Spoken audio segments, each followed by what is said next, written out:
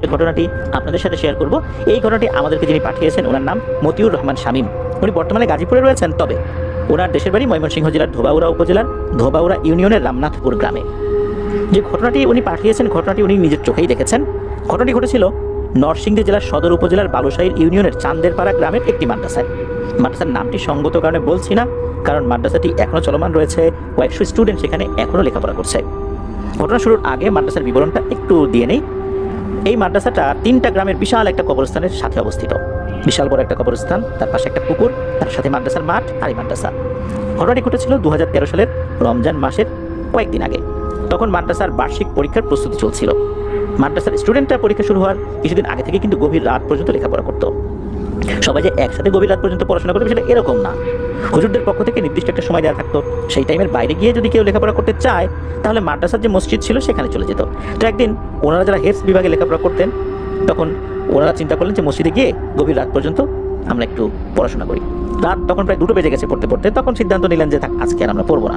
ওনাদের বয়সটা তখন কম, আর এই বয়সের বাচ্চারা তো একটু দুষ্টুমি করবেই। ওনারা সব কিছু গুছিয়ে রেখে, অর্থাৎ কোরআন শরীফ পড়ছিলেন, তো ওইটা মসজিদের একপাশে গুছিয়ে রেখে বের হয়ে যাবেন। তখন আবার ওনাদের একজন বলে উঠলো যে এই আয় আমরা এই মসজিদের ভিতরে দাঁড়িয়া বান্ধা খেলি। মসজিদের ভিতরে দাঁড়িয়া বান্ধা খেলা তো আসলে উচিত নয়, মসজিদ তো আসলে এই ধরনের খেলাধুলা করার জায়গা না। যেহেতু ওনারা ছোট মানুষ, মাথায় এই দুষ্ট বুদ্ধিটা আসছে। মসজিদের মধ্যে তো টাইলস ছিল, তো টাইলসের যে মাপগুলো, 1 ফুটের টাইলস আছে, আরও বড় মাপের টাইলস আছে, তো ওনারা ওই টাইলসের যে মাপ, ওই মাপ অনুযায়ী একটা সীমানা নির্ধারণ করেছিলেন। দাঁড়িয়া বান্ধা খেলার জন্য যে ধরনের একটা কোর্ট থাকে, ওরকম একটা কোর্ট তৈরি করার মতো করে একটা সীমানা নির্ধারণ করেছেন যে এইটুকু হচ্ছে সীমানা। তো এরপর ওনারা শুরু করে দিয়েছিলেন খেলা। খেলতে খেলতে হঠাৎ করে হয় কি, ওনাদের সাথে থাকা আব্দুল আজিজ নামে একটা ছেলে টাইলসের উপরে ধপাস করে লুটিয়ে পড়ে। ছেলেটা বেশ স্বাস্থ্যবান, মোটাসোটা ছিল। ওনারা ভাবছেন যে হয়তোবা দৌড়াদৌড়ি করে হাঁপিয়ে গেছে, তাই হয়তোবা শুয়ে পড়েছে। তো ওনাদের মধ্যে একজন যখন এই আব্দুল আজিজকে ডাকতে গিয়েছে, সে আর ওঠে না। তাকে দেখে মনে হচ্ছে সে গভীর ঘুমে আচ্ছন্ন হয়ে গেছে। খেলা বন্ধ করে সবাই মিলে ডাকাডাকি করতে করতে একটা পর্যায়ে হঠাৎ করে সে চোখ খুলল। তার চোখগুলো মনে হচ্ছিল একদম লাল টকটকে হয়ে গেছে, রক্ত চক্ষু বলতে যেটা বোঝায়। এটা দেখে তো সবাই রীতিমতো অবাক হয়ে যান, ভয়ও পান। তখন একজন আবার বলে ওঠে, এই তোর কী সমস্যা, তাড়াতাড়ি ওঠ, আমরা সবাই রুমে চলে যাচ্ছি। তখন সে শোয়া থেকে চুপচাপ উঠে দাঁড়িয়ে গেল। এদিকে ওনারা যে এত কথা বলছেন, এই আব্দুল আজিজ ছেলেটা কোনো কথারই উত্তর দিচ্ছিল না। সে কী করলো, আস্তে আস্তে হেঁটে গিয়ে মসজিদের একটা পাশে গেল। মসজিদ ঝাড়ু দেওয়ার জন্য যে বড় একটা ঝাড়ু থাকে, ওই ঝাড়ুর যেই হাতলটা, এটার সাথে কিন্তু একটা লাঠির মতো থাকে, যাতে করে অনেক দূর পর্যন্ত ঝাড়ু দেওয়া যায় আর কি। দাঁড়িয়ে দাঁড়িয়ে ঝাড়ু দেওয়া যায়, কুজো হয়ে যাতে ঝাড়ু দিতে না হয়, এই ধরনের ঝাড়ু কিন্তু তৈরি থাকে। আমরা দেখি বিভিন্ন সময় যারা রাস্তা ঝাড়ু দেয় তাদের কাছে কিন্তু এরকম ঝাড়ু থাকে। এটার কিন্তু হাতলের কাছে একটা লাঠি লাগানো থাকে আর কি। তো এই ছেলেটা কী করেছে, ওই ঝাড়ুটা নিয়ে বেধড়ক পিটানো শুরু করছে এদেরকে, অর্থাৎ তার সহপাঠীদেরকে যারা ওখানে ছিল। এদিকে এইরকম হঠাৎ করে আক্রমণ আর এমন বেধড়ক পিটুনি খেয়ে ওরা তো চিৎকার চেঁচামেচি শুরু করেছেন। তো ওনাদের চিৎকার চেঁচামেচি শুনে মাদ্রাসার অন্য স্টুডেন্টরাও তো চলে আসছে এদিকে। অনেকেই ঘুমিয়ে পড়েছে, সবাই যে ঘুমিয়েছে তা না, কেউ কেউ তো অন্য জায়গায় লেখাপড়া করছিল, বিশেষ করে মসজিদের অন্যান্য ছাদের কিছু জায়গা আছে, তারপর বারান্দা আছে, তো তারা চলে আসছে। এদিকে চিৎকার চেঁচামেচি বেড়ে যায় কেন, কারণ হচ্ছে কেউ এই আব্দুল আজিজ ছেলেটাকে ধরে রাখতে পারছিল না, যেই সামনে আসে তাকেই মারছে। এর মধ্যে ওস্তাদদেরও ঘুম ভেঙে যায়। তখন একজন ওস্তাদ চলে আসছেন, উনি আবার বেশ ভালো মাপের একজন রাখি। তো উনি এসে বুঝতে পারেন এখানে অস্বাভাবিক কিছু একটা হয়েছে, তা না হলে এই ছেলেটার এরকম আচরণ করার কথা না। আর তাকে ধরেই রাখা যাচ্ছে না, কেউ ধরে রাখতে পারছে না। মাদ্রাসার যে কিতাব বিভাগ, সেখানে তো বেশ বড় স্টুডেন্টরা লেখাপড়া করে, তারাও এসে কিন্তু কোনোভাবেই তাকে আটকাতে পারছে না। তখন হুজুর এসে বললেন যে কোনোভাবে ওকে আটকাও, তারপর আমি দেখছি। তো অনেক স্টুডেন্ট মিলে অবশেষে আব্দুল আজিজকে আটকাতে সক্ষম হয় আল্লাহর রহমতে। তখন হুজুর সামনে এসে আব্দুল আজিজের যে কনিষ্ঠাঙ্গুলি, এটা চেপে ধরে কিছু দোয়া পড়তে থাকেন। এর মধ্যে আব্দুল আজিজের কণ্ঠস্বর কিছুটা চেঞ্জ হয়ে যায়। হুজুর বলতে থাকেন, তুই কেন এখানে আসছিস, কেন মাদ্রাসার বাচ্চাদেরকে ভয় দেখাচ্ছিস? তখন আব্দুল আজিজের শরীরের ভিতরে থাকা ওই জিনটা বলে ওঠে, আমি তো এমনি এমনি একে আসর করি নাই, এরা তো খুবই দুষ্টু। এরা মসজিদের এক পাশে লেখাপড়া করছিল, তাতে কোনো সমস্যা নাই। এই মসজিদে রাতের বেলা নামাজ পড়তে আসি, লেখাপড়া করে চলে যাচ্ছিল, এরপর খেলাধুলা শুরু করেছে, সেটাও মেনে নিয়েছে ছোট বাচ্চা, এরা অতটা বোঝে না। কিন্তু ওরা নির্দিষ্ট গণ্ডির বাইরে গিয়েও ছোটাছুটি শুরু করেছে, এবং আমি শেষদারত অবস্থা, আমার ঘাড়ের উপরে তারা পা দিয়েছে, আমি ঘাড়ে মারাত্মক ব্যথা পেয়েছি, এই জন্য এটাকে ধরেছি। আর এটা তো মসজিদ, এটা কি খেলার জায়গা? তখন হুজুর বলেন যে ওরা তো বুঝতে পারে নাই যে তুমি এখানে আসো। তখন ওই জিনটা আরও ক্ষিপ্ত হয়, সে বলে বোঝা না বোঝার তো কিছু নাই, আপনি বলেন মসজিদ কি খেলার জায়গা?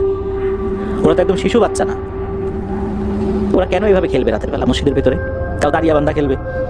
এটাকে আপনি মেনে নেবেন? তখন হুজুরই বেশ লজ্জায় পড়ে যান যে ঘটনা তো একটা অন্যরকম দিকে মন নিচ্ছে, আসলে তো ঘটনা একটা বাজে ঘটনা হয়ে গেছে। যেমনটা তো হওয়া আসলে উচিত ছিল না। তার কথা যৌক্তিক, জিনেদের গায়ে যদি কেউ এভাবে আঘাত করে, বুঝে হোক না বুঝে হোক, ওরা মারাত্মক ক্ষিপ্ত হয়। তারপর সে নামাজরত অবস্থায় ধরনের ঘটনা করছে, তো মসজিদের ভেতরে বাচ্চারা এভাবে ছোটাছুটি করছে, দাঁড়িয়ে বান্ধা খেলছে, এর তো আসলে কোনো উত্তর হয় না। কি বলবেন তখন? হুজুর নিজে থেকেই দুঃখ প্রকাশ করেন যে ওরা তো ছোট মানুষ, না হয় একটা ভুল করেই ফেলছে, তুমি মাফ করে দাও, আমি কথা দিচ্ছি এরপর থেকে এরকম কিছু হবে না। এরপর চিন্তা বলে ঠিক আছে আমি চলে যাচ্ছি, এই বলে সালাম দিয়ে চলে যায়। এরপরে আব্দুল আজিজ কিন্তু ওখানে অজ্ঞান হয়ে পড়ে যায়। তারপর হুজুর বলেন যে ওকে ধরাধরি করে নিয়ে যাও, ওর যে বেড ওখানে শুয়ে দাও। আব্দুল আজিজের যখন জ্ঞান ফেরে, বেশ অনেকক্ষণ পরে জ্ঞান ফেরে, ও কিন্তু কিছুই বলতে পারে না। কি হয়েছিল সে শুধু এতটুকু বলতে, সে তো খেলছিল, এরপরে কি হয়েছে তার মনে নেই। তবে তার শরীরে নাকি অনেক ব্যথা, প্রায় 2-3 দিন এরকম ব্যথা ছিল, তারপর আল্লাহর রহমতে আস্তে আস্তে ঠিক হয়ে যায়। তো এটাই ছিল ঘটনা। প্রিয় লিসেনার্স, এই ঘটনার মধ্যে কিন্তু শিক্ষণীয় একটা ব্যাপার রয়েছে, তা হচ্ছে গভীর রাতে কিন্তু জিনেরা মসজিদে আসে, নেককার জিনেরা এসে নামাজ পড়ে। তখন মসজিদের মধ্যে এই ধরনের দৌড়াদৌড়ি তো দূরের কথা, মসজিদে যদি কেউ ঘুমিয়ে থাকে, সে ঘুমানোরও কিন্তু একটা আদব রয়েছে, যে এক পাশে ঘুমাবে। ওই জিনটা বলেছিল সে নাকি এক পাশে নামাজ আদায় করছিল, কাঁটার মাঝখানেও দাঁড়ানি, যেহেতু বাচ্চারা খেলাধুলা করছে। এরপরেও কিন্তু জিনটা আক্রান্ত হয়েছে এদের দ্বারা, যার কারণে সে কিন্তু ক্ষিপ্ত হয়েছে। তো যেখানে রাতের বেলা মসজিদে শোয়ারও আদব রয়েছে, সেখানে রাতের বেলা মসজিদের মধ্যে এলোমেলো ছোটাছুটি খেলাধুলা করার তো কোনো প্রশ্নই আসে না। এটা খুব বাজে রকমের একটা আদবের খেলাফ হয়েছে। আর এই জিনের জায়গায় যদি এমন হতো যে এমন টাইপের জিন যে অত্যন্ত শক্তিশালী, তার মর্যাদা অনেক উঁচুতে, তার আন্ডারে আরও হাজার হাজার জিন রয়েছে, তাহলে তাকে মারানোটা কিন্তু মোটেও সহজ কোনো ব্যাপার হতো না, অনেক বড় ধরনের ঘটনা ঘটে যেত। শুধু তাই না, এমন হতো যে এমন কাজ শুরু করেছে যে মাদ্রাসাই বন্ধ হয়ে যেতে পারতো। কিন্তু আল্লাহর রহমত আলহামদুলিল্লাহ এমন কিছু হয়নি। জিনটা আপোষে মেনে নিয়েছে, তারও ধৈর্য শক্তি আসলে আছে, সেও দেখেছে এরা তো ছোট মানুষ, ভুল করে ফেলছে। কিন্তু জিনেরা এমন একটা জাতি, এরা অনেক যুক্তি মানতে চায় না। আমাদের কাছে যেটা খুবই যুক্তিযুক্ত কথা, তাদের কাছে এটা অযৌক্তিক। তো এই কারণে তারা কিন্তু অনেক কথাই মানতে চায় না আমাদের। অনেক সময় দেখা গিয়েছে যে বংশের সবাইকে শেষ করে দিয়েছে। তাদের দাবিটা কি? যে সে হেঁটে যাচ্ছিল, তার গায়ে টাচ লেগেছে, এটা তার সম্মানের হানি হয়েছে, তার গোত্রে তাকে নিয়ে হাসাহাসি হয়েছে, এই জন্য সে পুরো বংশের লোকদেরকে শেষ করে দিচ্ছে, কোনো ঝাড়ফুঁকে ভালো হচ্ছে না। এমন ঘটনা কিন্তু আমরা এর আগেও শুনেছি। এই জন্য এই ধরনের স্থাপনা, স্পেশালি যেগুলো ধর্মীয় স্থাপনা, এগুলোতে চলাচলের ক্ষেত্রে, এগুলোর আদব রক্ষার ক্ষেত্রে সতর্ক থাকতে হবে। কারণ সেটা যদি ভিন্ন ধর্মের কোনো উপাসনালয় হয় বা স্থাপনাও হয়, সেই ধর্মের জিনেরা কিন্তু সেখানে থাকে। তখন অপ্রয়োজনে বা বিনা প্রয়োজনে সেখানে গিয়ে যদি আমরা এমন কোনো আচরণ করি, তাহলে ওরা কিন্তু ক্ষিপ্ত হয়ে যায়, তখন ওরা কিন্তু প্রতিশোধ নেবার চেষ্টা করে। এটা কিন্তু স্বাভাবিক। কারণ আমার বাড়িতে এসে কেউ যদি অহেতুক উচ্চবাচ্য করে, ঝামেলা করে, আমি তো ক্ষিপ্ত হবই, এটা যে কেউই হবে। তো ওদের ক্ষেত্রে সেরকম, আমরা যেমন আমাদের ধর্মীয় প্রতিষ্ঠানগুলোকে সম্মান করি, ভিন্ন ধর্মের জিনেরাও তাদের ধর্মীয় প্রতিষ্ঠানগুলোকে সম্মান করে। যখন অন্য কেউ গিয়ে সেখানে এমন কোনো কাজ করে যাতে করে ওই জায়গার পবিত্রতা নষ্ট হয়, তখন ওরা ক্ষিপ্ত হয়ে যায়। তো এই জিনিসগুলো আমরা খেয়াল রাখবো ইনশাল্লাহ, যেন আমাদের দ্বারা এই ধরনের ঘটনাগুলো না ঘটে। তো এটা একটা শিক্ষণীয় ঘটনা ছিল। ধন্যবাদ জানাচ্ছি শামীম ভাইকে আপনার পাঠানো এই ঘটনার জন্য। প্রিয় লিসেনার্স, চলুন চলে যাবো আমাদের আজকের থার্সডে নাইটের 195তম এপিসোডের পরবর্তী আরও একটি নতুন ঘটনায়।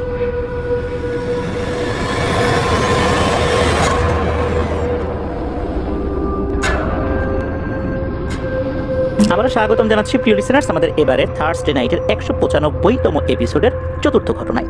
এখন যে ঘটনাটি আপনাদের সাথে শেয়ার করব, এই ঘটনাটি আমাদেরকে যিনি পাঠিয়েছেন, ওনার নাম উদয়চন্দ্র, ওনার ডাক নাম রাহুল। ওনার পাঠানো একটি ঘটনা এর আগেও আমরা প্রচার করেছি। সেই ঘটনাটির শিরোনাম ছিল বোয়াল রহস্য। এখন যে ঘটনাটি আপনাদের সাথে শেয়ার করব, এই ঘটনাটি ওনার এলাকাতেই ঘটেছে। আর রাহুল ভাইয়ের বাড়ি কিন্তু বরিশাল জেলার বাকেরগঞ্জ উপজেলার কলসকাঠি ইউনিয়নের একটি গ্রামে। ঘটনাটি কিন্তু এই কলসকাঠি ইউনিয়নের একটি গ্রামে ঘটেছে, সঙ্গত কারণে গ্রামের নামটি আমরা বলছি না। আর ঘটনাটি উনি ওনার নানির কাছে শুনেছেন 2020-21 সালে। তো নানি যেভাবে বলেছেন সেভাবেই উনি আমাদেরকে লিখে পাঠিয়েছেন। নানির বয়স তখন 40-এর কাছাকাছি, 1980-র দশকের একদম শুরুর দিকের ঘটনা। গ্রামগঞ্জে স্বাভাবিকভাবেই আমরা দেখি যে বসন্তকাল যখন, তখন গাছের পাতা মানুষ ঝাড়ু দিয়ে নিয়ে আসে, গাছের পাতা নিচে পড়ে যায়, সেই পাতা গ্রামগঞ্জের নারীরা ঝাড়ু দিয়ে এক জায়গায় জড়ো করে, তারপর বস্তাবন্দি করে বা কোনো ঝুড়িতে নিয়ে রান্নার কাজে ব্যবহার করে আর কি। ওনার নানি এক বসন্ত ঋতুতে ওইভাবে নিচে পড়ে থাকা গাছের পাতা এক জায়গায় জড়ো করছিলেন ঝাড়ু দিয়ে আর কি। সময়টা তখন দুপুর 12টা 12:30 এরকম একটা সময়। তো ওই গ্রামে বটতলা নামে একটা জায়গা রয়েছে। ওই জায়গাটা কিন্তু একেবারে নিস্তব্ধ। আশেপাশে 3-4 মিনিটের পায়ে হাঁটা পথের ভিতরে কোনো ঘরবাড়ি নেই, 3 দিকে শুধু বিল, শুধু ওই জায়গাটায় কিছু গাছপালা রয়েছে। আর একেবারে ভিতরের দিকে ওই বটতলা। ওনার নানি মূলত পাতা ঝাড়ু দিয়ে জড়ো করতে করতে অনেকটাই ওই বট গাছটার কাছে চলে গেছেন বা বটতলার কাছে চলে গেছেন। ওই জায়গাটাতে যেতে অনেকেই ভয় পায়, এমনটা না যে ওইখানে ভয় পেয়ে মানুষ মারা গেছে, তবে জায়গাটা এমন নিস্তব্ধ, এই কারণে ওই জায়গায় যেতে সবার মধ্যে একটা ভয় কাজ করে। ওনার নানির তো একটু একটু করে ভয় কাজ করছে যে আমি একা একা আসছি, সাথে কেউ নাই, এই জায়গায় আসলাম, মানুষজন দিনের বেলাতে আসতে চায় না, রাত তো অনেক পরের কথা, এখন আমি চলে আসি, আচ্ছা যাক আমি আর ভেতরে যাবো না, যতটুকু ঝাড়ু দিছি পাতা এগুলো নিয়ে চলে যাই। তো উনি ওই পাতাগুলো বস্তায় ভরেছেন আর বস্তাটা একটু কাঁধে নিয়ে আর ঝাড়ুটা হাতে নিয়ে বাড়ির দিকে রওনা দিয়েছেন। হঠাৎ তখন তিনি শুনতে পেলেন ওনার ঠিক পেছনে ওই বট গাছটার দিক থেকে একটা শো শো আওয়াজ আসছে। উনি চিন্তা করলেন কি ব্যাপার, শো শো আওয়াজ কোত্থেকে আসে।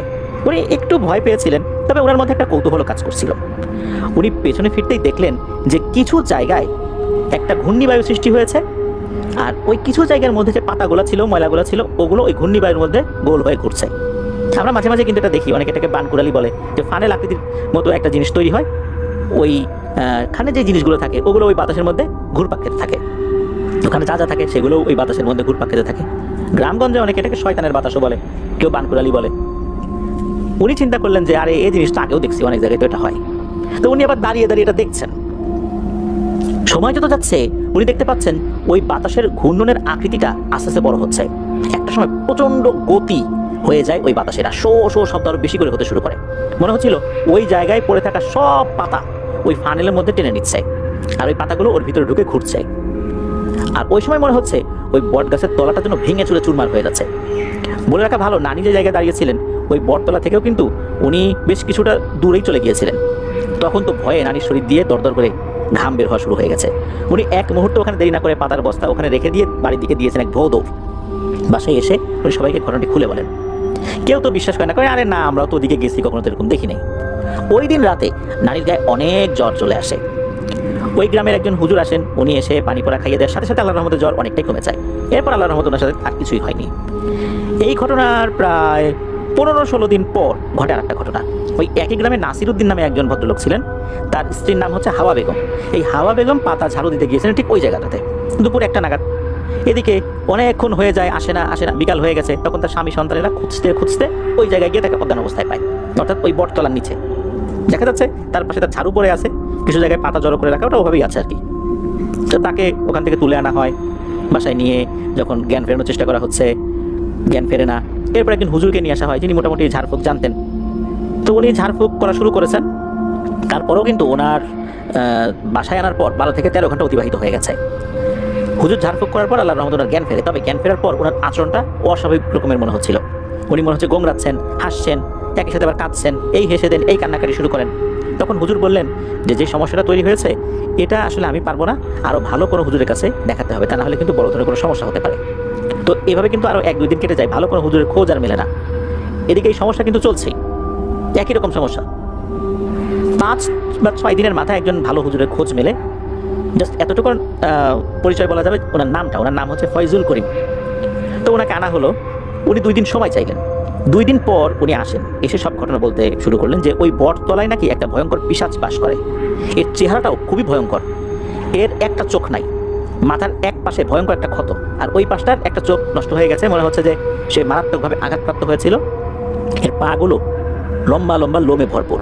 ওই হাওয়া বেগম পাতা কুড়াতে কুড়াতে ওই বট গাছটার কাছে যখন গিয়েছেন, এ পর্যন্ত সব কিছু ঠিকঠাক ছিল, কিন্তু এরপরে উনি একটা ভুল করে বসেন। তা হচ্ছে ওনার হাতে যে ঝাড়ুটা ছিল, এই ঝাড়ু দিয়ে ওই বট গাছের যে শেকড় আছে, ওই শেকড়ের মধ্যে তো কিছু পাতা পড়েছিল, ঢুকেছিল, ওই ঝাড়ু দিয়ে ওই পাতাগুলো বের করার চেষ্টা করছেন। আশেপাশে কিন্তু পর্যাপ্ত পাতা ছিল, উনি আবার কি মনে করে ওই শেকড়ের ভেতরে থাকা ওই পাতাগুলো বের করার যখন চেষ্টা করছেন, তখন তো ওই ঝাড়ু দিয়ে বারবার ওই শেকড়ের উপর উনি আঘাত করেছেন। এই কারণেই মূলত ওই ভয়ঙ্কর পিশাচটি এই হাওয়া বেগমের উপর ভর করেছে। হুজুর বললেন এইখানে বসে আসন দিয়ে এই পিশাচটিকে বের করা যাবে না এই শরীর থেকে। এই পিশাচটিকে বের করতে হলে শনিবারের দিন ঠিক ওই সময়টাতে, যেই সময়টাতে এই হাওয়া বেগম আক্রান্ত হয়েছিলেন, ওই সময়টাতে ওই বট গাছের নিচেই বসতে হবে। তখন মূলত এই পিশাচকে এর শরীর থেকে বের করা সম্ভব, এছাড়া সম্ভব নয়। এই পিশাচটা সম্পূর্ণ ভিন্ন রকমের এক পিশাচ। তো কথা মতো শনিবার দিন নিয়ে যাওয়া হলো। তবে শনিবারের দিন যেই সময়টাতে নিয়ে যাওয়া হয়েছিল, এটা আসলে ওই দুপুর সময় ছিল না, সন্ধ্যার দিকে নিয়ে যাওয়া হয়েছিল। পরবর্তীতে হুজুর সিদ্ধান্ত নিয়েছিলেন সন্ধ্যার দিকে নিয়ে যাবেন। তো সন্ধ্যার দিকে যখন নিয়ে যাওয়া হয়, প্রায় আরও লোকজন উপস্থিত ছিল। তখন হুজুর ওনার রুকিয়া শুরু করেন। প্রায় 1 ঘন্টা চেষ্টার পর ওই পিশাচটা কথা বলতে শুরু করে ওই হাওয়া বেগমের শরীরের ভেতর থেকে। যখন ওই পিশাচটা হাজির হয়েছে এবং কথা বলতে শুরু করেছে, তখন আশেপাশের পরিবেশটা এমন ভয়ঙ্কর হয়ে উঠেছে যে লোকগুলো এসেছিলেন ওখানে, তারা এমন আতঙ্কিত হয়ে গেছেন যে মনে হচ্ছিল যে ওনারা ভয়ে ওখানেই মারা যাবেন। হুজুর বলেছেন যে আপনারা কেউ এখান থেকে যাবেন না, ইনশাল্লাহ কোনো কিছু হবে না, কিন্তু এখান থেকে চলে গেলে কিন্তু বিপদে পড়বেন। লোকজন তো আল্লাহর নাম নিচ্ছে, ওখানে ভয়ে ভয়ে দাঁড়িয়ে আছে। আর বট গাছের ডালগুলো মনে হচ্ছে খুবই এলোমেলোভাবে নড়ছে। বট গাছের তো এক ধরনের শেকড় থাকে, উপর থেকে ঝুলে নিচ দিকে পড়ে, এগুলো বাতাসে মনে হচ্ছে এলোমেলো হয়ে যাচ্ছে একদম। তো পিশাচটা এসে বলে যে, এই হুজুর, তুই তো জানিস কি কারণে আমি একে ধরছি, তুই এখন আমার কিছুই করতে পারবি না, তুই আমার এলাকায় আসছিস, এই গাছ আমার, এখানে আমি থাকি, এখানে আমার রাজত্ব, এখানে অন্য কারো কথা চলবে না। তখন হুজুর হেসে দিয়ে বলেন, ও তাই না, এইখানে এতটুকু একটা গাছের উপর তুই তোর রাজত্ব সাজিয়ে ফেলেছিস, তোর এই রাজত্বই যদি না থাকে তাহলে কি হবে? তখন ওই পিশাচটা নাকি বিশ্রীভাবে হেসে দিয়ে বলে, তুই আমার কিছুই করতে পারবি না। তখন হুজুর বলেন, তাই না, তাহলে দেখ আমি কি করি। হুজুর ওনার সাথে আনা একটা বোতল থেকে তরল জাতীয় কিছু, এটা ঠিক পানি না, এমন কিছু বের করে ওই গাছের দিকে ছুঁড়ে মেরেছেন। যখনই গাছের দিকে ছুঁড়ে মেরেছেন তখনই হাওয়া বেগম অজ্ঞান হয়ে পড়ে যান। হুজুর বলেন, আলহামদুলিল্লাহ, আর কোনো সমস্যা নেই, নিয়ে যান। হাওয়া বেগমের শরীরেও কিন্তু উনি ওই তরল পদার্থ ছুঁড়ে মারেননি, মেরেছেন গাছের দিকে। এরপর সবাই ওখান থেকে চলে যান। অদ্ভুত ব্যাপার হচ্ছে, এই ঘটনার পর দিন থেকে যারা ওইখানে ঝাড়ু দিতে গেছে তারা সবাই দেখে এই বট গাছের পাতাগুলো মনে হচ্ছে আস্তে আস্তে শুকিয়ে যাচ্ছে। সপ্তাহখানেকের মধ্যেই সবাই বুঝতে পারেন এই বট গাছটি আর জীবিত নেই, এটি মারা গেছে। এইভাবেই ওই বট গাছটা কিন্তু একদম শুকিয়ে মারা গিয়েছিল। আর এরপর ওখানে আর কোনো ভয়ের ঘটনা ঘটেছে এটাও শোনা যায়নি। হুজুর যে কাজটি করেছিলেন তা হচ্ছে এমন কিছু একটা ওই বট গাছে ছুঁড়ে মেরেছিলেন যার কারণে ওই বট গাছটি মারা যায়। আর ওই পিশাচটাও ওখানে কি মারা গিয়েছে না ওখান থেকে চলে গেছে এই বিষয়ে আর কোনো কিছু জানা যায় না। হুজুর এই বিষয়ে কোনো কিছু জানানো নাই। যেহেতু হাওয়া বেগম অজ্ঞান হয়ে পড়ে গিয়েছিলেন, তার মানে হচ্ছে তার শরীরে পিশাচটা নাই। হতে পারে ওই বট গাছের সাথে সাথে ওই পিশাচটাও আস্তে আস্তে মারা গিয়েছে, আবার হতে পারে পিশাচটা ওখান থেকে সরে অন্য জায়গায় চলে গেছে। এটা একটা রহস্যাবৃত জিনিসই হয়ে রয়ে গিয়েছে। তো এটা ছিল ঘটনা। ধন্যবাদ জানাচ্ছি রাহুল ভাইকে আপনার পাঠানো চমৎকার এই ঘটনাটির জন্য। আশা করি বরাবরের মতো আবারও আপনার কাছ থেকে আরও ভালো, আরও সুন্দর, চমৎকার ঘটনা ইনশাল্লাহ আমরা পেতে থাকবো। আপনার জন্য শুভকামনা রইল। প্রিয় লিসেনার, চলুন চলে যাবো আমাদের এবারে থার্ড সিনেটের 195তম এপিসোডের পঞ্চম ঘটনায়।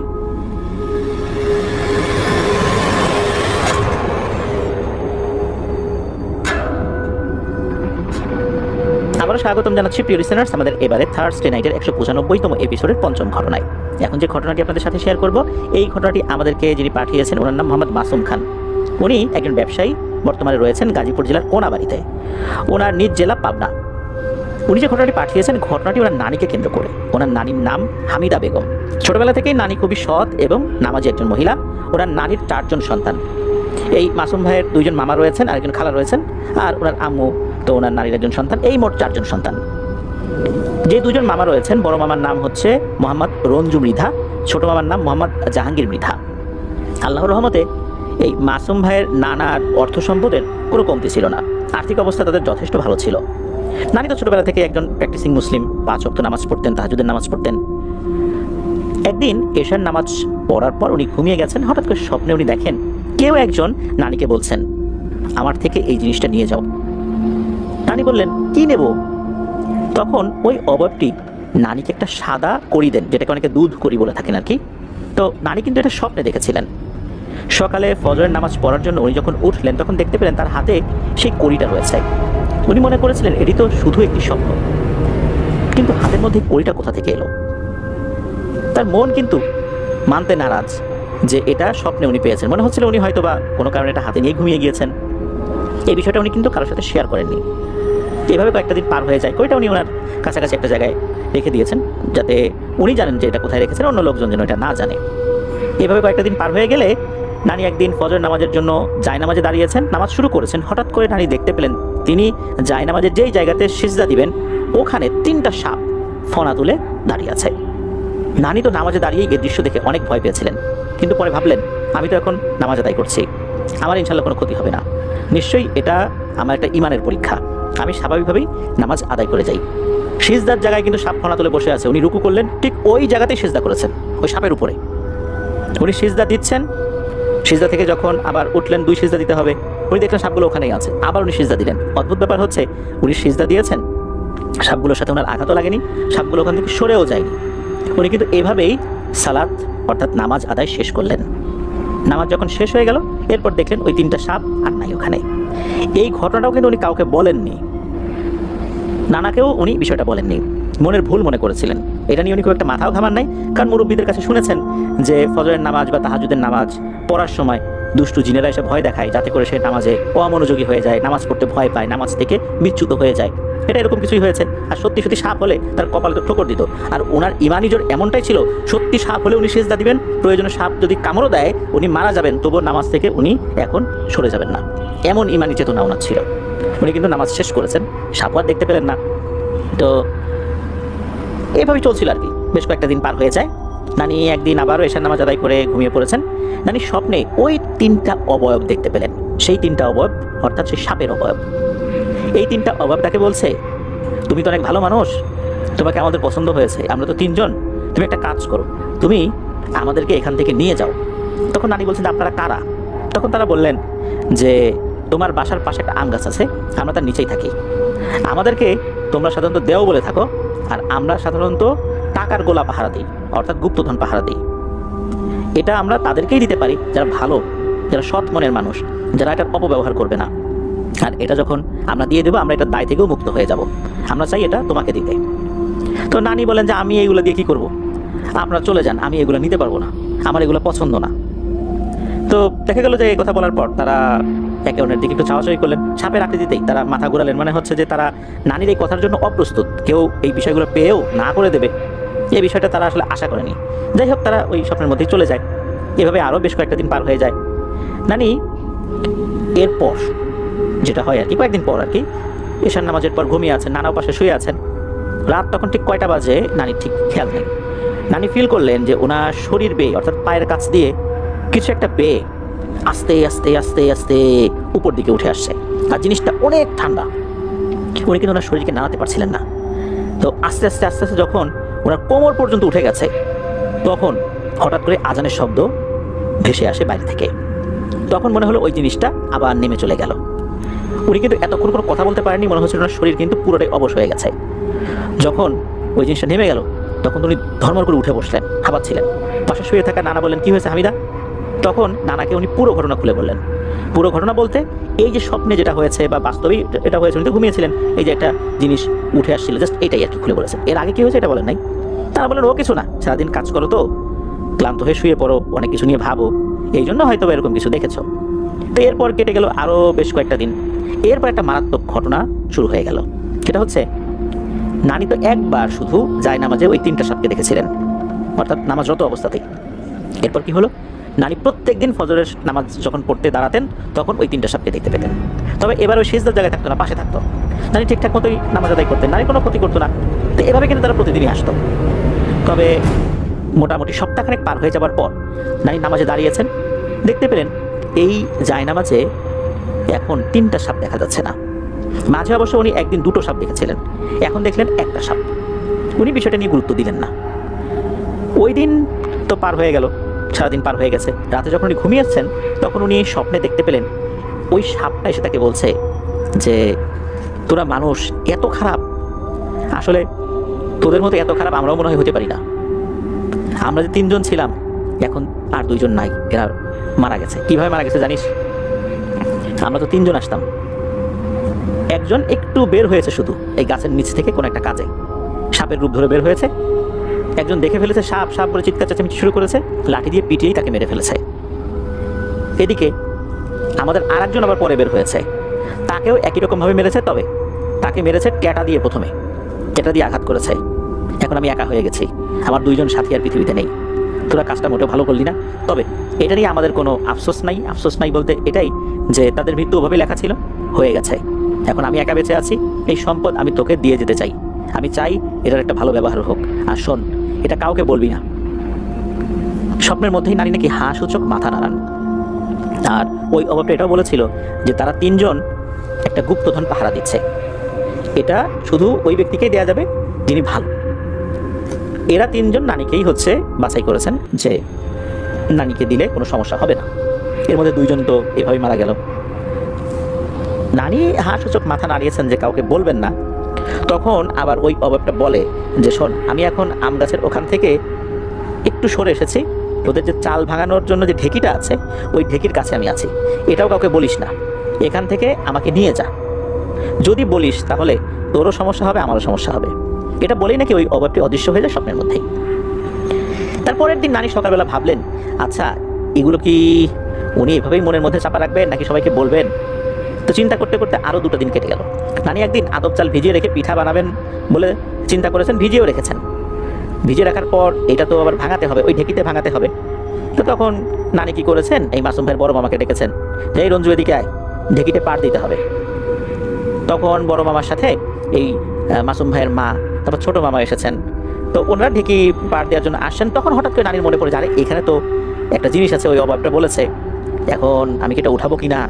এই চিন্তা করতে করতে তখন এই রঞ্জু মামাকে নানি বলা শুরু করেছেন, যারে রঞ্জু, এই যে আমি তো স্বপ্নে এতদিন ধরে এই জিনিসটা দেখতেছি, এই ঘটনা ঘটছে, এইখানে নাকি একটা জিনিস আছে, আমি কি উঠাবো?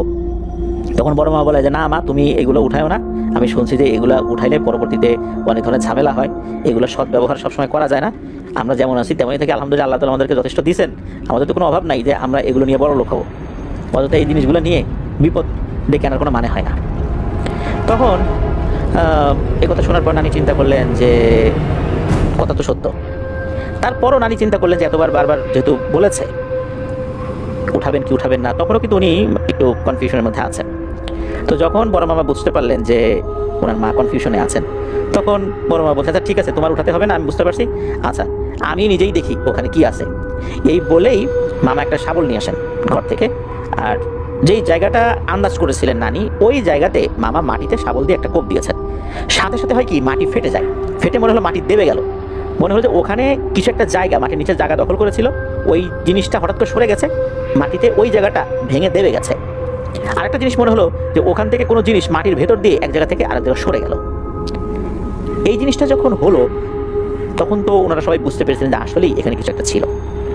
এই ঘটনার পর নানি বেশ কয়েকদিন স্বপ্ন দেখেন না এই বিষয় নিয়ে আর কি, তবে সপ্তাহখানেক পর স্বপ্নে ওই অবয়বটাকে উনি দেখেছিলেন। ওই অবয়বটা এসে বলে যে তোকে তো অনেক ভালো মনে করছিলাম রে, তোকে তো দেখা দিলাম, কিন্তু তুই কি করলি, তুই ছেলেকে বলে দিলি, কাজটা কি ঠিক হলো? যেহেতু আমাদের এই জিনিসগুলো তোদের দরকার নাই, আমাদেরও দরকার নাই, তো ঠিক আছে, জোর করে আমরা কাউকে দেবো না, আর আমি একা হয়ে গেছি এখন।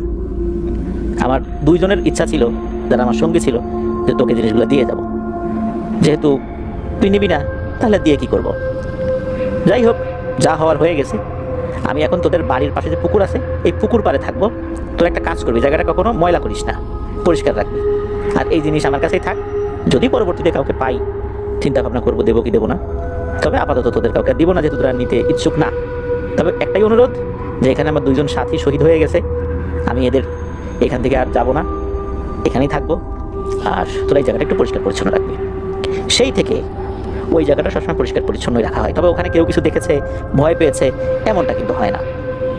আর নানি কিন্তু এখনও বেঁচে আছেন, তবে বয়স হয়ে গেছে, তো একটু অসুস্থ আছে, নানির জন্য দোয়া চেয়েছেন। আমরা আপনাদের ওয়ার্ল্ড পরিবারের পক্ষ থেকে তার জন্য দোয়া করি, আল্লাহ তাআলা তাকে সুস্থতা দান করুন। তো এটাই ছিল ঘটনা। প্রিয় লিসেনার্স, এই ঘটনার মধ্যে একটা বিষয় কিন্তু ফুটে উঠেছে আমাদের কাছে, তা হচ্ছে যে গুপ্তধনের নেশায় মানুষ তার জীবন যৌবন বার্ধক্য শেষ করে দিচ্ছে। বাংলাদেশে এমন বহু মানুষ আছে, বিভিন্ন জায়গায় পিলার পাওয়া গেছে, ম্যাগনেট পাওয়া গেছে, সেটা কেনার জন্য যাচ্ছে, দেখার জন্য যাচ্ছে, একটা বিশাল প্রতারক চক্র আছে, এগুলো নিয়ে তারা কাজ করে।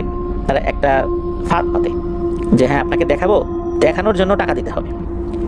এই লোকগুলো একটা জায়গায় যায়, যাওয়ার পর তাদেরকে আটকে ফেলে জিম্মি করে মুক্তিপণ আদায় করে, অথবা টাকা পয়সার কথা কিছু বলে না, এমন একটা নির্জন জায়গায় নিয়ে তাদেরকে যায়, যেহেতু এই বিষয়টা খুব সেন্সিটিভ। ওখানে যাওয়ার পর ওই ব্যক্তিদেরকে আটকে ফেলে, তখন তার পরিবারের কাছে ফোন করে যে একে দেন, একে যদি আপনারা ফেরত চান তাহলে আপনাদেরকে এত টাকা দিতে হবে, নাহলে আমরা তাদেরকে ফেরত দিব না। পরিবার থেকে বলে একে দেন, আমরা টাকা দিব, বা এভাবে কষ্ট করে একটা নেগোসিয়েশন করে একটা টাকা পয়সা তাদেরকে দেয়। এরকম বিশাল একটা ধান্দাবাজ চক্র কিন্তু এগুলোতে সক্রিয় রয়েছে, অথচ কিছু মানুষ এগুলো পেয়েও হাতছাড়া করে, তারা কিন্তু নেয় না। তার মধ্যে নানি একজন, যিনি এটা পেয়েও হাতছাড়া করেছিলেন, বা উনি আগ্রহই দেখান নাই কখনো সেভাবে। এটাই ছিল ঘটনা। ধন্যবাদ জানাচ্ছি মাসুম ভাইকে আপনার পাঠানো ঘটনার জন্য। প্রিয় লিসেনার্স, চলে যাব আমাদের এবারের থার্সডে নাইটের 195তম এপিসোডের 6ষ্ঠ এবং শেষ ঘটনায়।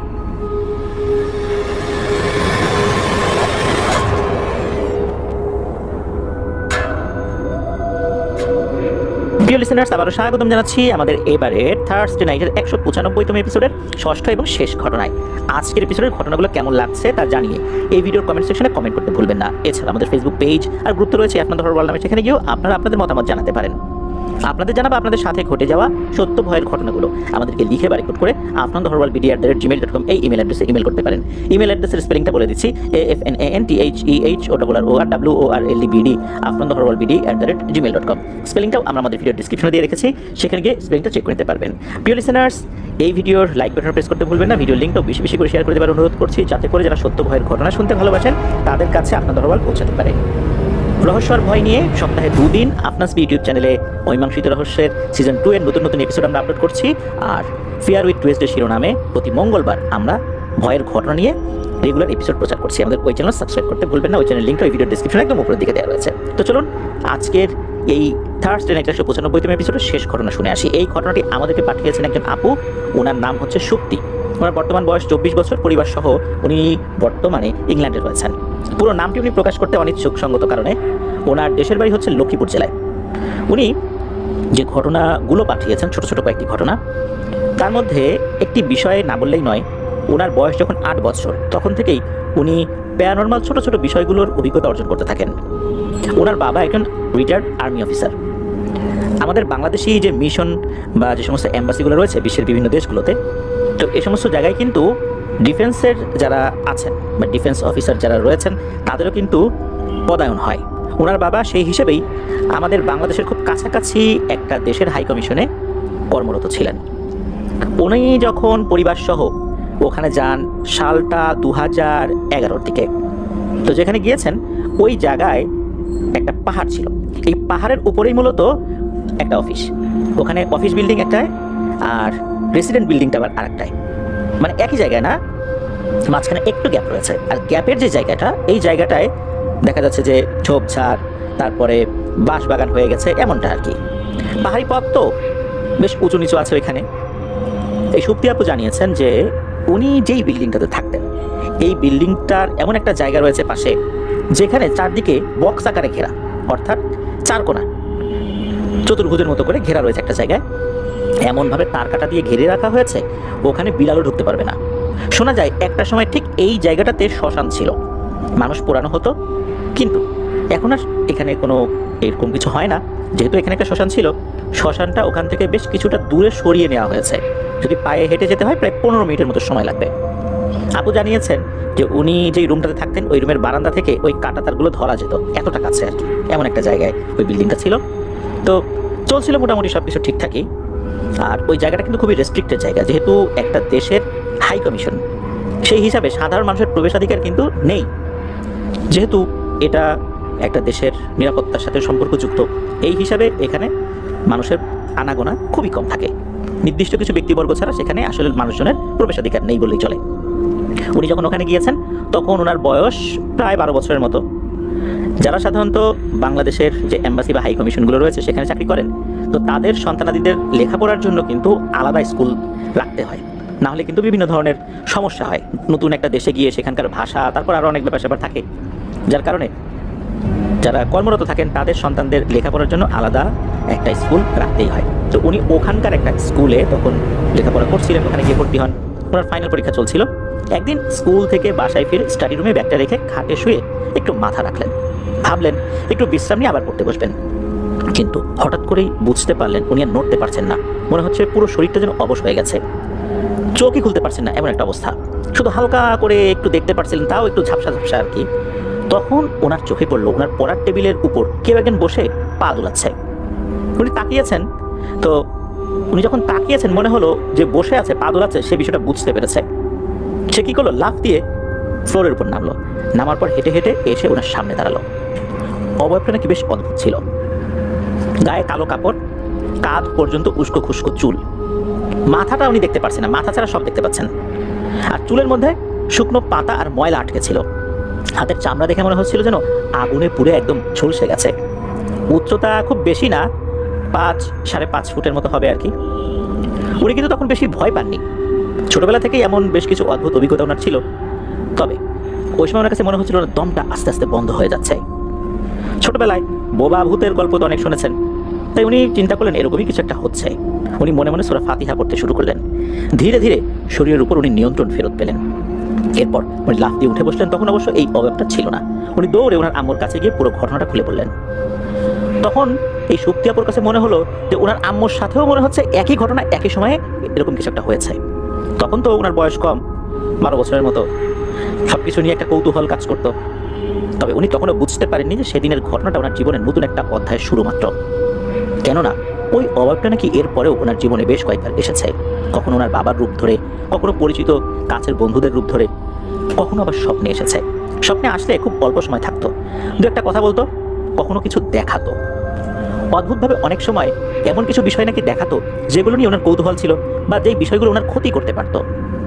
অনেকবার ভবিষ্যতে ছোটখাটো বিষয় নাকি বলেছিল, যেমন চেনা পরিচিত কেউ গর্ভবতী থাকলে তার ছেলে সন্তান হবে না মেয়ে সন্তান, বা কোথায় যাওয়ার আগে সেখানে যাওয়া উচিত হবে কিনা সেটা দেখিয়ে দিত। ধীরে ধীরে এমন একটা পর্যায়ে উনি পৌঁছে গিয়েছিলেন যে এই অভাবটাকে উনি বন্ধু ভাবা শুরু করেছিলেন। প্রায় 7 বছর ধরে সে মাঝে মাঝে এই শক্তি আপুকে দেখা দিয়েছে, তবে বছরে 3-4 বারের বেশি দেখা দেয়নি। ছোটবেলা থেকে শক্তি আপুর ঘুম কিন্তু খুবই পাতলা। কারো পায়ের আওয়াজে বা সামনে যদি কেউ জোরে জোরে নিঃশ্বাস নিত, সেই নিঃশ্বাস নেওয়ার শব্দেও নাকি ওনার ঘুম ভেঙে যেত। উনি যখন ঘুমিয়ে থাকতেন কখনো কখনো ওই অবয়বটার পাশে দাঁড়িয়ে থাকতো, রুমের কোনো একটা কোনায়। যখন দাঁড়িয়ে থাকতো তখন উনি তার উপস্থিতি টের পেতেন, ওনার ঘুম ভেঙে যেত। বাংলাদেশে ফেরার পর মাত্র একবার এই অবয়বটা দেখা দিয়েছিল। যখন ওই অভাবটাকে উনি প্রথম দেখেছিলেন, এরপর থেকে নিয়ে উনি আর কোনো দোয়া কালাম করেননি, কারণ এই বিষয়টা নিয়ে খুব একটা পাত্তাই দেন নাই। ওনার শরীর অবশ করে ফেললো, কিছুক্ষণ পর তো উনি ঠিকই হয়ে যেতেন। শেষবার তাকে উনি দেখেছিলেন ভোর প্রায় 4টার দিকে। উনি আধো ঘুমের মধ্যে ছিলেন, হঠাৎ তাকে দেখে কি যেন একটা বিরক্তি ভাব এই শক্তি আপুর চলে আসে। বিরক্তি থেকে উনি আয়াতুল কুরসি পড়তে শুরু করলেন, আর ঠিক তখনই উনি দেখেন সে যেন যন্ত্রণায় ছটফট করছে, মনে হচ্ছে সে লাফালাফি শুরু করে দিয়েছে, কেউ যেন তার গায়ে আগুন ধরিয়ে দিয়েছে। শক্তি আপু জানিয়েছেন উনি চোখ বন্ধ করলে এখনো পরিষ্কার মনে হচ্ছে যে ওনার চোখের সামনে সেই দৃশ্য ভাসছে। তবে এই ঘটনার পর এই 2026 সাল পর্যন্ত এখন পর্যন্ত উনি ওই অভাবটাকে আর দেখেননি। এবার আসি আর একটা ঘটনায়। এই ঘটনাটা ওনার নিজের না, ওনার বড় ভাইয়ের সাথে ঘটেছিল। আজও সেই ঘটনার কথা ভুলতে পারে না। বড় ভাই তখন ক্লাস 10-এ পড়তো। তো এক রাতে হয় কি, তুচ্ছ একটা বিষয় নিয়ে বাসার সবার সাথে তার ঝগড়া লাগে। রাগ করে সেই ভাইয়া স্টাডি রুমে গিয়ে ঘুমানোর সিদ্ধান্ত নেয়। ওনাদের যে স্টাডি রুমটা ছিল সেই রুমগুলো আবার বিশেষ করে স্টাডি রুম ওই বিল্ডিংয়ে যেগুলো ছিল রুমগুলো কিন্তু অন্য রুমগুলো থেকে একটু আলাদা। দরজা দুটো ছিল ভারী থাই গ্লাসের, আর বাসাটা পুরনো হওয়ায় দরজা খুলতে বা বন্ধ করতে হলে বেশ জোরে জোরে টান দিতে হতো। অনেক সময় দেখা যায় যে থাই গ্লাস যদি পুরনো হয়ে যায়, নিচের যে চাকাগুলো এগুলো কিন্তু ক্ষয়ে যায়, দুর্বল হয়ে যায় বা ভেঙে যায়। তখন থাই গ্লাস লাগাতে গেলে কিন্তু বেশ কষ্ট করে লাগাতে হয়, আবার খুলতে গেলেও কষ্ট করে খুলতে হয়, আবার ক্যাচ ক্যাচ ক্যাচ ক্যাচ শব্দও হয়। যাদের বাসায় এরকম সমস্যা আছে তারা এটা বুঝতে পারবেন ভালো করে। তো সে কী করেছে, ওই স্টাডি রুমে গিয়ে থাই গ্লাসটা লাগিয়ে ঘুমানোর প্রস্তুতি নিচ্ছে। ততক্ষণে অবশ্য বাসার সবাই ঘুমিয়ে পড়েছে। তো ভাইয়ার কিছুক্ষণ পরে হালকা তন্দ্রাচ্ছন্ন একটা ভাব চলে আসে, আর কি উনি তন্দ্রাচ্ছন্ন হয়ে যান। ওনার যখন সেই তন্দ্রা ভাবটা এসেছে ঠিক তখনই হঠাৎ উনি একটা শব্দ শুনতে পান, এই থাই গ্লাস খোলার শব্দ। ধীরে ধীরে খুলছে কিন্তু স্পষ্ট, মনে হচ্ছে ধীরে ধীরে ক্যাচ ক্যাচ ক্যাচ ক্যাচ শব্দটা হচ্ছে খুব ধীরে ধীরে, আর কি একবারে হ্যাচকা টান দিলে যেরকম একটা শব্দ হয় ওরকম না। কেউ যেন দরজাটা বাইরে থেকে এক টানে তবে ধীরে ধীরে খুলছে। উনি তো ভয়ে শরীরটা নাড়তে পারছিলেন না, কারণ ওই দরজাটা ওভাবে আসলে খোলে না। উনি চোখ খুলে দেখারও সাহস পাচ্ছিলেন না, কারণ মনে হচ্ছিল দরজার ওপাশে কেউ খুবই একটা অন্যরকম উদ্দেশ্য নিয়ে দাঁড়িয়ে আছে। কিছু সেকেন্ড পর শব্দটা থেমে গেল। অনেক কষ্টে সাহস জোগাড় করে উনি চোখটা খুললেন।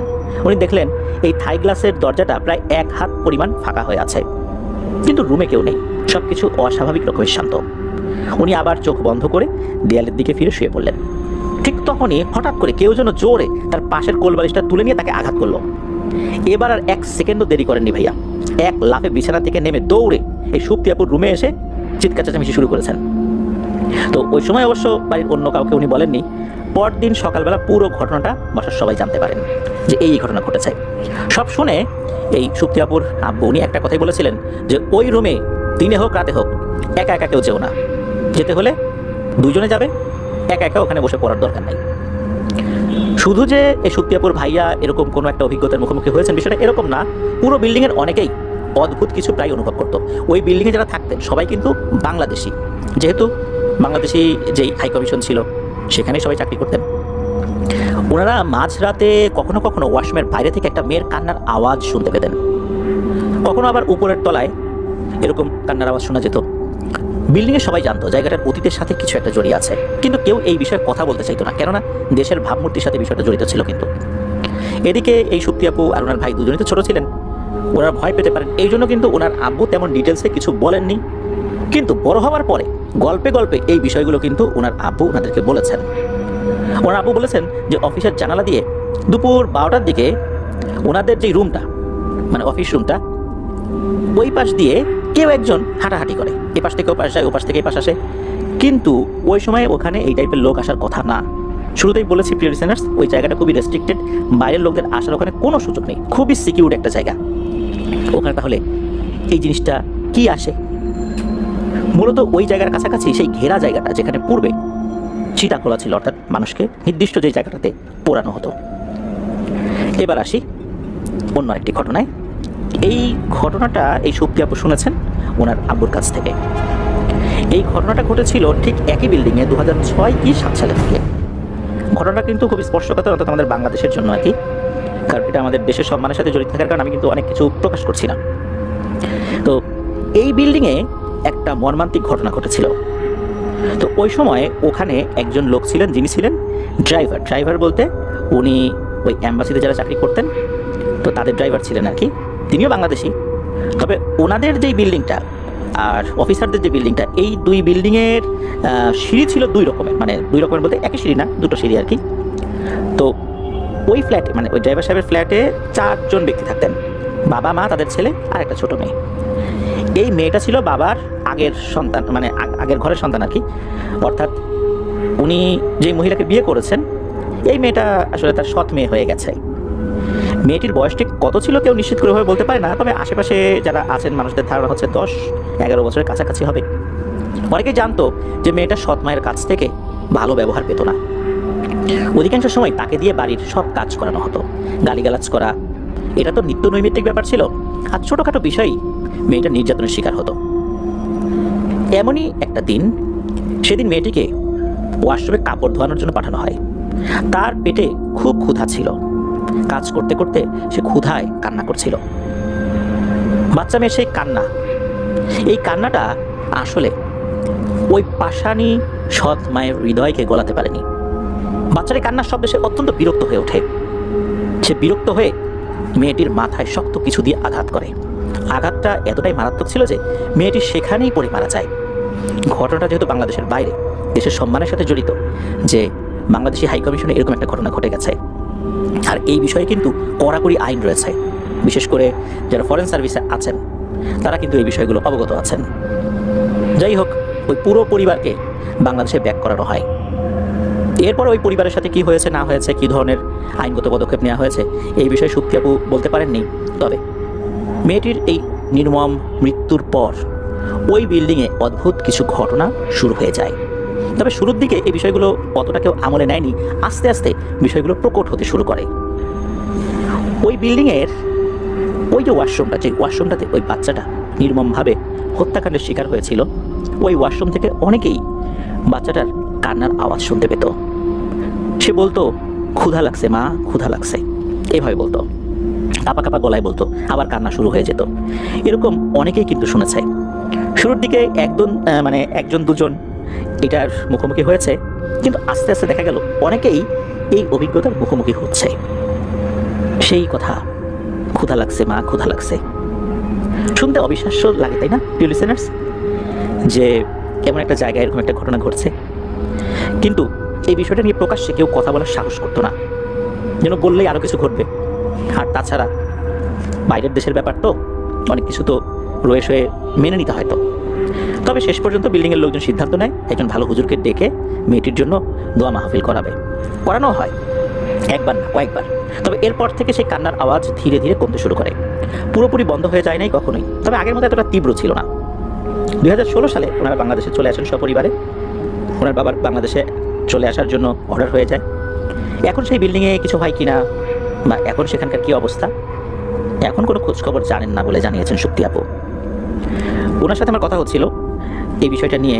আসলে যেহেতু একটা স্পর্শকাতর ঘটনাটা আপনারা কীভাবে মানে ভৌতিকতার মানদণ্ডে কতটুকু বিবেচনা করবেন সেই হিসাবটা তো একরকমের, তবে যেই জায়গায় ঘটেছে জায়গাটার যেই নিরাপত্তা সংক্রান্ত যে ব্যাপারগুলো সেগুলো তো আবার এক ধরনের। এই জন্য আমি যখন আপুর সাথে কথা বললাম, ওনার হাজব্যান্ডের সাথে কথা বললাম, আরও কিছু তথ্য আমি জানলাম। পরে আপুকে বলেছিলাম যে আপনি আবার নতুন করে আরও কিছু ঘটনা এই সম্পর্কিত আরও কিছু ঘটনা বা আপনার সাথে ঘটে যাওয়ার কিছু ঘটনা আমাদেরকে ইমেল করবেন। তো উনিও বলেছেন যে সেই ঘটনাগুলো আবার উনি ইমেল করবেন। প্রিয় লিসেনার্স, ক্ষুধা লাগছে মা, ক্ষুধা লাগছে। একটা অল্প বয়স্ক মেয়ে, যার আসলে ওই বয়সে তার চাহিদাটা কী ছিল? সে তার মা বাবার কোলে থাকবে, মা বাবার ভালোবাসা পাবে, তাই তো? তাকে সে পেয়েছে। সে তার সৎ মায়ের ভয়ঙ্কর আক্রোশের শিকার হয়ে সে দিনানিপাত করছিল। একটা ক্ষুধায় আক্রান্ত, মানে পেটে ক্ষুধা রয়েছে এমন একটা বাচ্চা মেয়েকে দিয়ে কাপড় কাচানো হচ্ছিল, আর সে যখন কান্না করছিল এই কান্নাটাই তার কাল হয়ে যায়। এটাই ছিল তার জীবনের শেষ কান্না। সে এই পৃথিবীতে আর নেই, কিন্তু তার কান্না কিন্তু দীর্ঘশ্বাস হয়ে অভিশাপ হয়ে বারবার বারবার ফেরত আসছে। সে বারবার জানিয়ে দিচ্ছে যে তার সাথে কি হয়েছে। সে পৃথিবীতে নেই, বারজাকের জীবনে চলে গেছে, সে আর আসতে পারবে না। কিন্তু তার হয়ে অশরীরা কিন্তু জানান দিয়ে যাচ্ছে তার সাথে কি পরিণতি হয়েছিল।